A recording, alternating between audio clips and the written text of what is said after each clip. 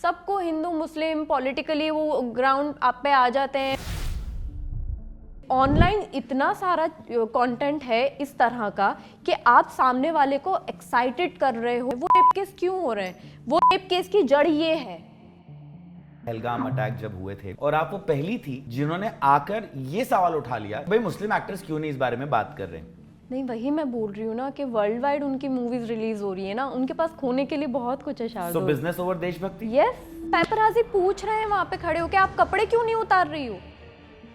कि मैं अपनी कम्युनिटी के अगेंस्ट नहीं बोल रही हूँ, मैं मुस्लिम के अगेंस्ट नहीं हूँ। मैंने जैसे उर्फी को डिफेंड किया, डोंट डिफेंड उर्फी। क्यों नहीं करूँ भाई? ये गलती है ऑडियंस की। पैसा लेके आप इनको दिखा रहे हैं, तो उसके अंदर मैं देख रही हूँ कि कंटेंट के अंदर इस तरह से प्रोफेशनली शूट कर रहे हैं, सीन्स किसिंग हो रही है और वो रील पे आ रहा है। मैंने उनसे पूछा कि आप लोग इस तरह के भद्दे एंगल्स क्यों दिखाते हैं, कि एक लड़की का पिछवाड़ा ही दिखाना क्यों जरूरी है। सारी गंदी है ये तो।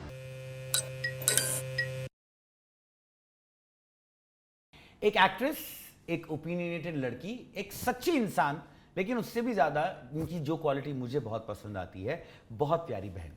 You know they say that, और मेरी लाइफ में मैंने देखा है, मेरी जो बहन है वो मेरी लाइफ लाइन है और हम भाइयों के लिए उनकी बहन सब कुछ होती है। लेकिन ये लड़की ने इंटरेस्टिंगली मुझे इतना इंस्पायर किया थोड़े दिनों पहले कि मैंने इनको मैसेज किया कि फलक, तुम्हें मेरे पॉडकास्ट पर आना ही पड़ेगा। Falaq Naaz, welcome to uncensored with Shardul. Thank you Shardul. You know, सबसे पहले great job for being that voice जो बहुत सारे लोग नहीं थे at one point of time. I am talking about the Pahalgam attack जब हुए थे। ऐसी सारी बातें लोग सोच रहे थे और आप वो पहली थी जिन्होंने आकर ये सवाल उठा लिया कि भाई मुस्लिम एक्टर्स क्यों नहीं इस बारे में बात कर रहे हैं। Being Falaknaz and speaking against, not against but something this controversial, डर नहीं लगा कि लोग मेरे पीछे पड़ जाएंगे इस वक्त? क्योंकि उस समय हर कोई हर किसी के पीछे पड़ रहा था, द माहौल वाज वेरी क्रेजी। शार्दुल, वही चीज़ है ना, इंसानियत ही भूल गए लोग।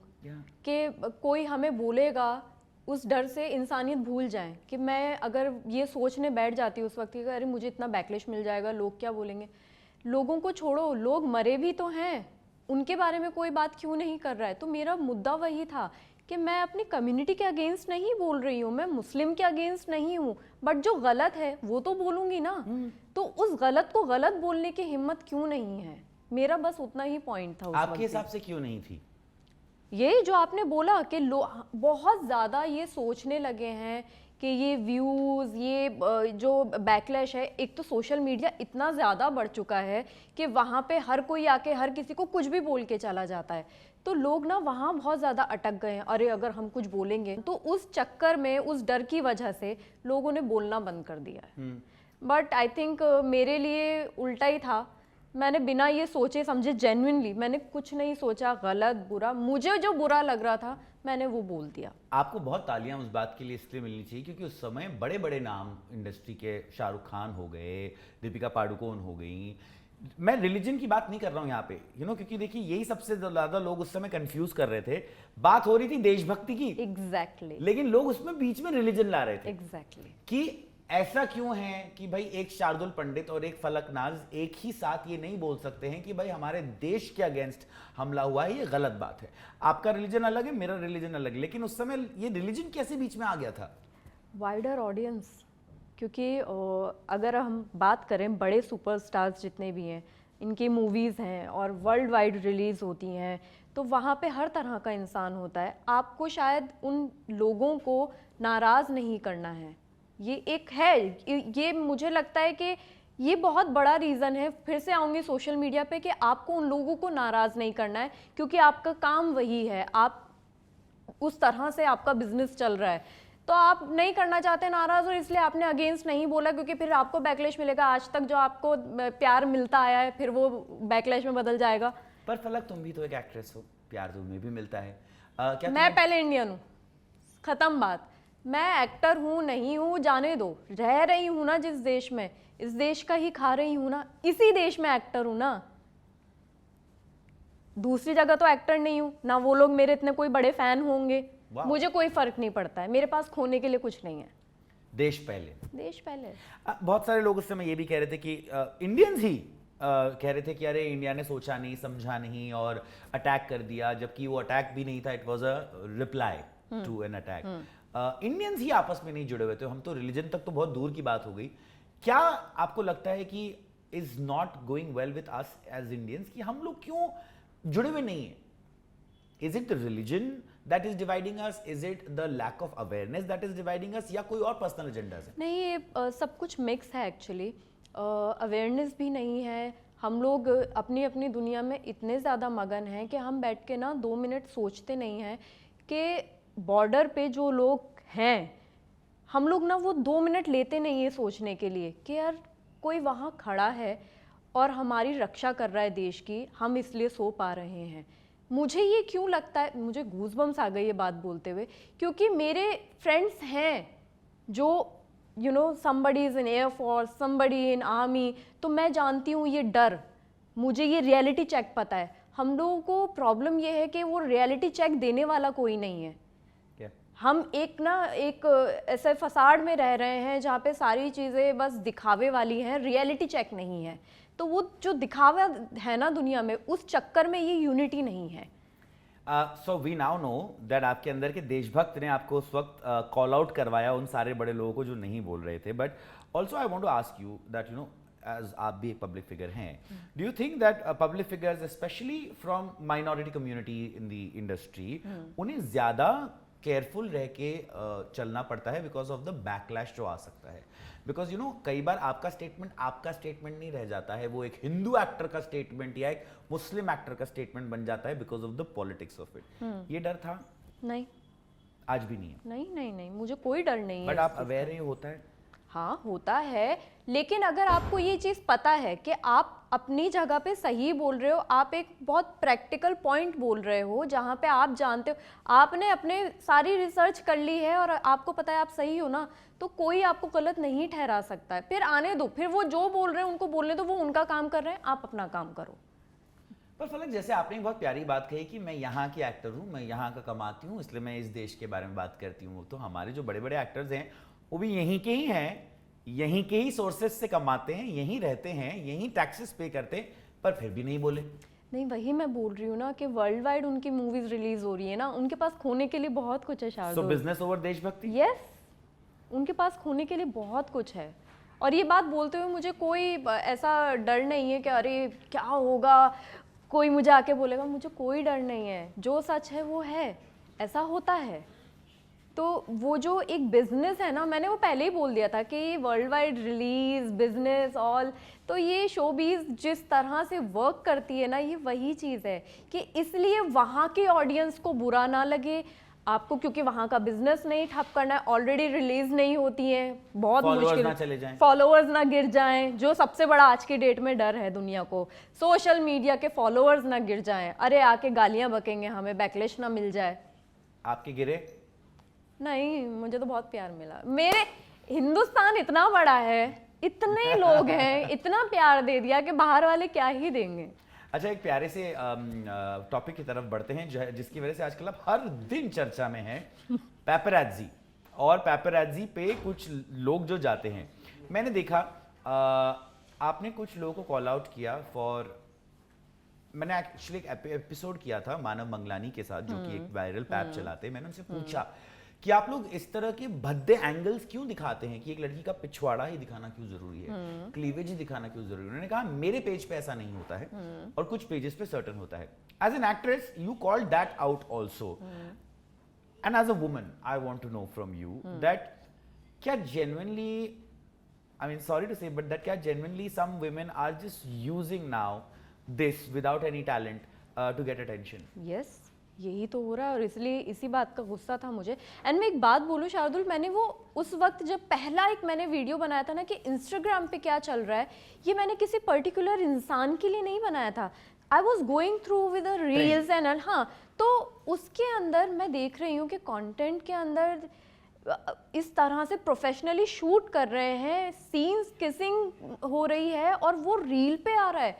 फिर पेपराजी बीच में आता रहता है कि ये क्या है, और मैं किसी का नाम नहीं जानती थी, मुझे नहीं पता था कि ये क्या हो रहा है, क्योंकि मैं बहुत कम वैसे भी मैं अपना पोस्ट करती हूँ और मैं निकल आती हूँ वहाँ से, मुझे अपना दिमाग नहीं लगाना है, वो चीज़ थी।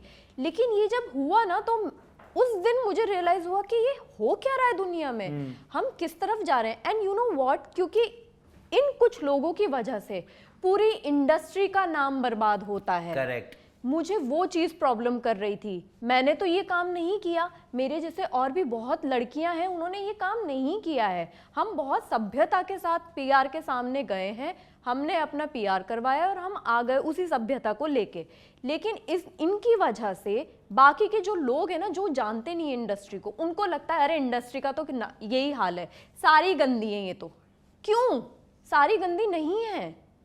हमने बहुत इतना जो टाइम साल दिए हैं अपने करियर के अंदर, इतना हमने काम किया है, इतनी इज्जत कमाई है, 1 मिनट में धज्जियां उड़ जाएंगी। फलक, इसमें आपको ज़्यादा गलती किसकी लगती है? वो लड़कियां जो ये कर रही हैं, वो पैपराज़ी जो इनको क्लिक कर रहे हैं, या वो ऑडियंस जो इनको एंगेजमेंट दे रही है, शेयर, लाइक, सब्सक्राइब? इन लड़कियों की गलती नहीं है, ये गलती है ऑडियंस की, ये गलती है पैपराज़ी की। पैसा लेके आप इनको दिखा रहे हैं, आप वही पैपराज़ी पूछ रहे हैं वहां पे खड़े होके, आप कपड़े क्यों नहीं उतार रही हो? Are you for real? Yes, आप कपड़े क्यों नहीं उतार रही हो? बाद में उन्होंने कैसा वीडियो भी डाला कि आप अच्छे कपड़े पहना उसके करिए। बाद मैंने वापस देखा, अरे आपने आज कपड़े नहीं उतारे, तो वो कर ही रही थी। अब आप उनसे पूछ भी रहे हो कि आप कपड़े नहीं उतार रहे हो। पर पैपराज़ी बोलते हैं ऐसे ऑडियंस एंगेजमेंट देते हैं इसलिए हम बनाते हैं, उस पर आप क्या कहना चाहेंगी? अल्टीमेट गलती किसकी है? हाँ बिल्कुल है, ऑडियंस की भी। मैंने ये चीज़ बोली भी थी कि आप लोग जाके जो देख रहे हो, आप लोग जो व्यूज़ दे रहे हो, तो उनका वहाँ पे वो जो एक मुद्दा है ना, वो हो रहा है क्लियर कि भाई हमें व्यूज़ मिल चुके हैं। जो कपड़े उतार रही हैं उनका भी हो गया कि हम फेमस हो चुके हैं क्योंकि व्यूज़ मिल चुके हैं, भले आप गाली दे रहे हो जाके उन्हें। समझा। पर मैं ये समझना चाह रहा हूँ आपसे, आपने सारा काम किया है, एक्टिंग करी है, बिग बॉस गए हैं, रियलिटी शोज किए हैं, सब कुछ किया है, राइट? इस तरह के काम करके इनका फायदा क्या हो रहा है? पैपराज़ीज़ को व्यूज मिल रहे हैं, उनको पैसा मिल रहा है, मैं समझ रहा हूँ, ऑडियंस को मजा आ रहा है 10 सेकंड का। ये जो एक्ट्रेसेस हैं या जो सो कॉल्ड पीपल है, इनको क्या मिल रहा है? बहुत से इवेंट्स हैं शार्दुल, बहुत से लोग हैं जो इनको बहुत प्यार से पूरी आओ भगत के साथ बुलाते हैं। तो मेरी अभी इंस्टाग्राम पे मैं अपने फ्रेंड से बात कर रही थी, तो हम लोग यही डिस्कस कर रहे थे अपेरेंटली कि क्या मिल रहा है। तो फिर हम लोगों ने क्रैक किया कि यार इवेंट्स हैं, जाते हैं लोग, 2-2 लाख रुपए में इवेंट होते हैं, बुला लेते हैं, हो जाता है, कोट करते हैं 25 लाख, फिर 2 लाख में चले जाते हैं। तो हमने हमारी मोरालिटी बेच दी है। इसीलिए इंडस्ट्री ना आज के डेट में बहुत ज़्यादा गिर चुकी है। ये जो एथिक्स थे ना पहले काम करने के, वो एथिक्स तो आज के डेट में किसी के पास नहीं है। जो अच्छे एक्टर हैं, जो मेरे ख्याल में 14 साल हो गए मुझे, उस वक्त से लेके आज तक के एक्टर्स में ना बहुत डिफरेंस है। जितने अच्छे एक्टर्स हैं ना, वो सब आराम से अपने घर में बैठ के कोई दूसरा काम कर रहे हैं। हमने अपने हिस्से का काम कर लिया है। हमें अगर कहीं एथिक्स नहीं मिल रहे ना, वर्क एथिक, हम नहीं करेंगे काम। You're very right actually, फलक, that you know इंडस्ट्री का नाम बहुत खराब होता जा रहा है over a period of time. जैसे आपने बोला कि मेरी फूफी, चाची, मामी वगैरह तो यही सोचेंगी कि भाई मतलब तुम सब तो एक जैसे हो। सुना है शार्दुल, ऐसा सुनने में आया है कि अरे इंडस्ट्री का तो बुरा हाल है, इंडस्ट्री में तो सारे गंद भरी हुई है। या गाइस से I don't want to marry an actress from the industry. Exactly. क्यों? लेकिन ऐसा क्या मतलब आप मेरे लिए बोल रहे हो ऐसा? क्योंकि मैं इसी इंडस्ट्री से बिलोंग करती हूँ। सॉरी, मैंने कभी ऐसा कोई काम नहीं किया कि जिससे मेरी या मेरे माँ बाप की नजरें नीचे हों। पर आपने सुना है ना ये आपके बारे में? मैंने सुना है अपने बारे में भी। मेरी मॉम बेचारी बैठ के ऐसे बोली कि फलक देखो ऐसा बोला। मम्मी लेकिन उनकी गलती नहीं है, क्योंकि ये जो बिक रहा है ना, जो दिख रहा है, ये बहुत गंदा है। आपको लगता है हमारी इंडस्ट्री की स्पाइन टूट चुकी है? बिल्कुल बिल्कुल पूरी तरह टूट चुकी है। वही मैं बोल रही हूँ, है ही नहीं, दीन धर्म सब बेच दिया है। कोई सोल्यूशन ये है तो मीडिया को कंट्रोल करना पड़ेगा। आपको थोड़ा सा क्या होता है ना, एथिक्स के लिए आपको ना लालच खत्म करना पड़ेगा अपना। या तो आप पैसा देख लो, अब पैसा जहाँ पे बहुत सारा बेशुमार है, या तो आप उधर चले जाओ, वहाँ पे फिर यही सारी चीज़ें आपको देखने को मिलेंगी। या आप उन चीज़ों पे कंट्रोल करो और आप वैसे ही काम करिए पूरी इज्जत के साथ। एक तो प्रॉब्लम ये हो रही है कि मीडिया के अंदर वो लोग उठ के आ रहे हैं जिनको तमीज़ ही नहीं है बात करने की।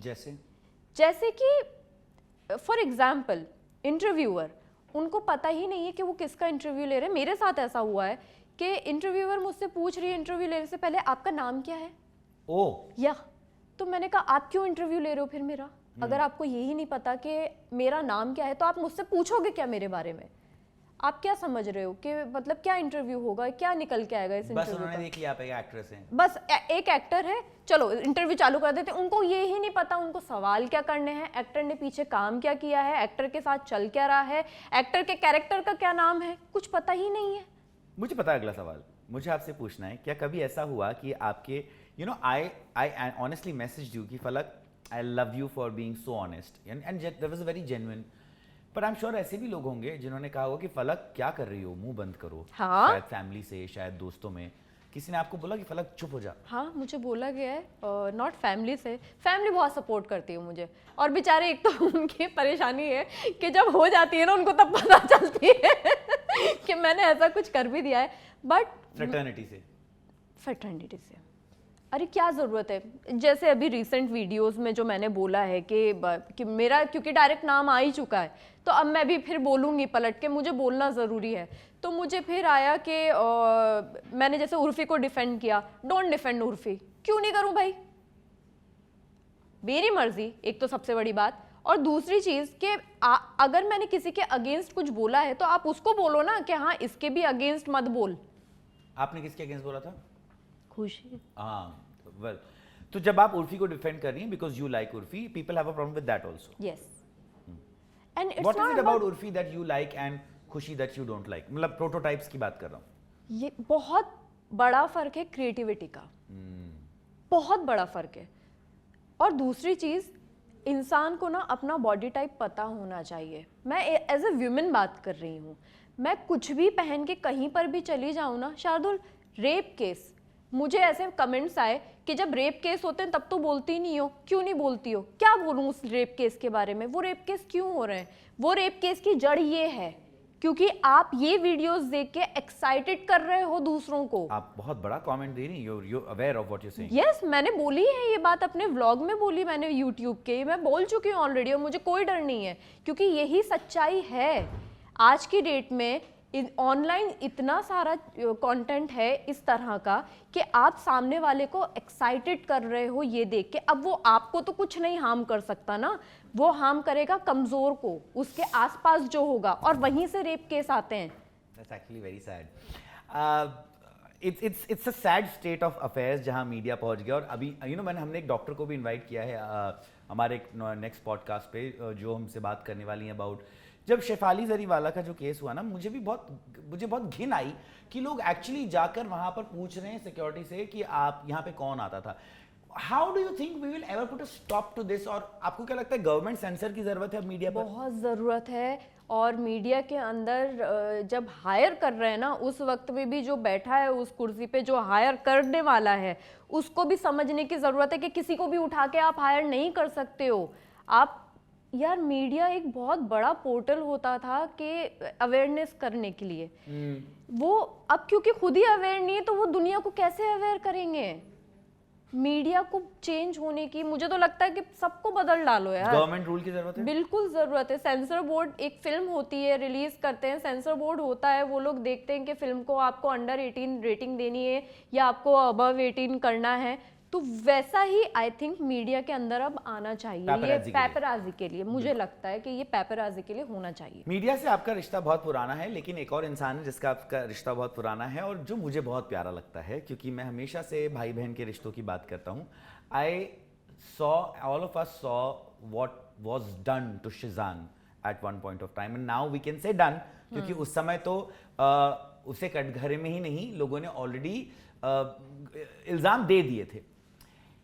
लेकिन जो बहन होती है ना, वो बहुत साइलेंटली पीछे से बेचारी लड़ रही होती है। आप उस समय सोसाइटी से लड़ रही थी, शिजान की हेल्थ केयर वेल्थ और उसकी मेंटल हेल्थ के लिए लड़ रही थी, खुद के स्ट्रगल्स होंगे जो हो रहे होंगे। I want to know what give you the strength at that time Falak, when the world had turned against you and your family? I don't know Shardul, honestly इस सवाल का जवाब मेरे पास नहीं है। आई थिंक एक मदरली इंस्टिंक्ट होती है, और माँ ना वैसे ही बहुत पावरफुल होती है। बहनों को, बड़ी वो छोटी हो या बड़ी हो, बहनों को एक माँ का कहीं ना कहीं उनके अंदर रूप होता है, और मैं तो वैसे भी बड़ी बहन, तो शायद वो जो माँ जैसे अपने बच्चे को प्रोटेक्ट करती है ना, वो मेरे अंदर था कि नहीं, मुझे शिजान को प्रोटेक्ट करना है।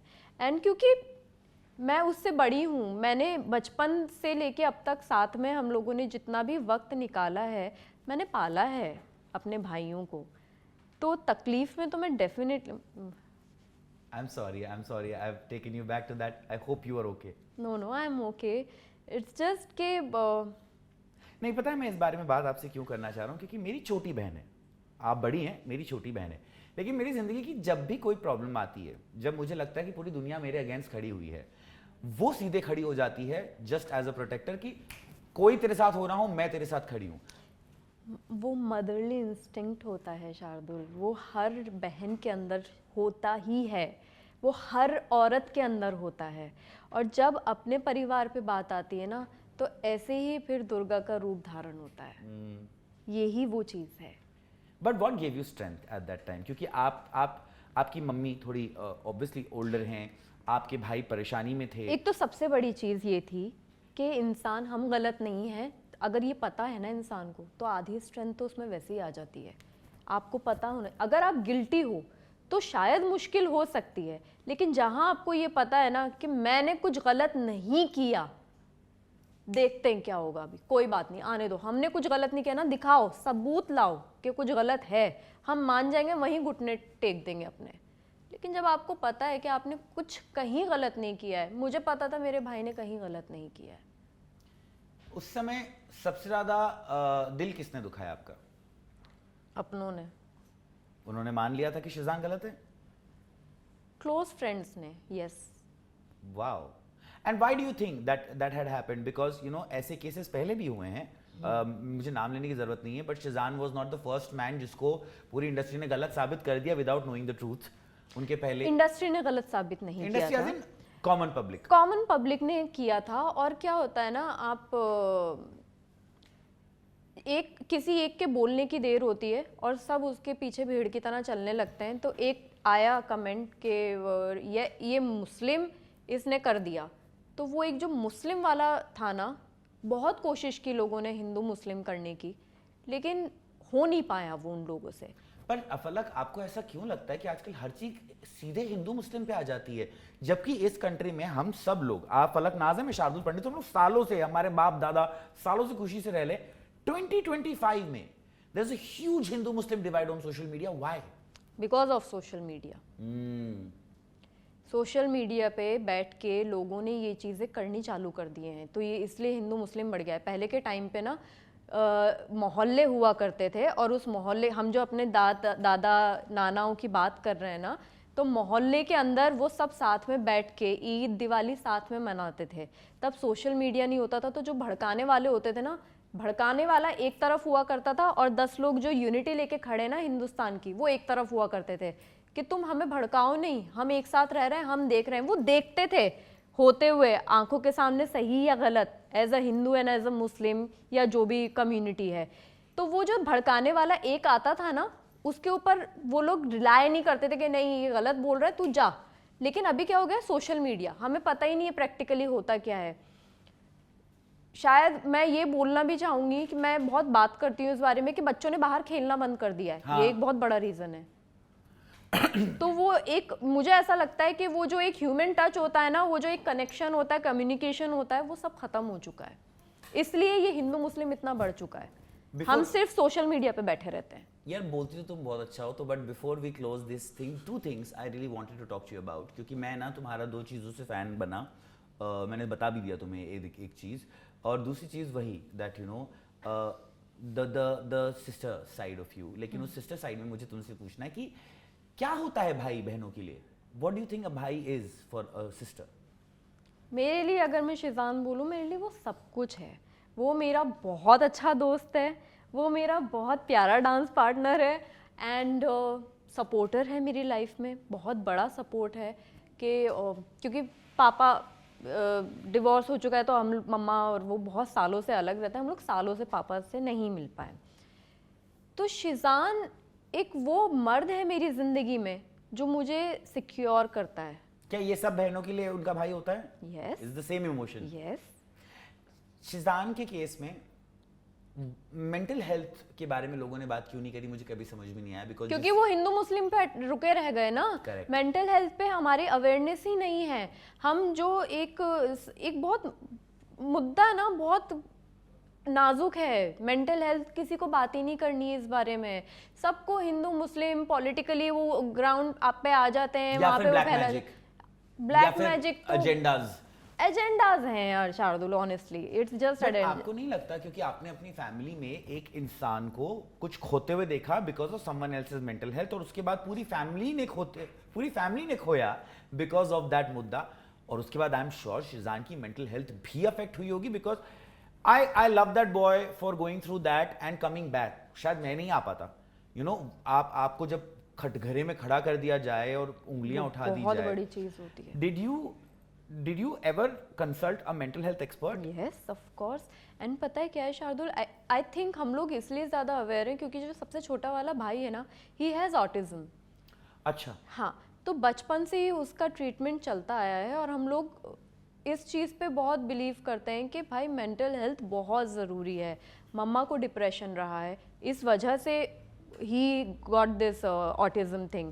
तो हम लोगों को वो चीज़ पता है उतना डीपली कि हम लोगों ने, ही इज़ 24 साल से तो हम वैसे भी देखते आ रहे हैं, तो हमें अवेयरनेस है।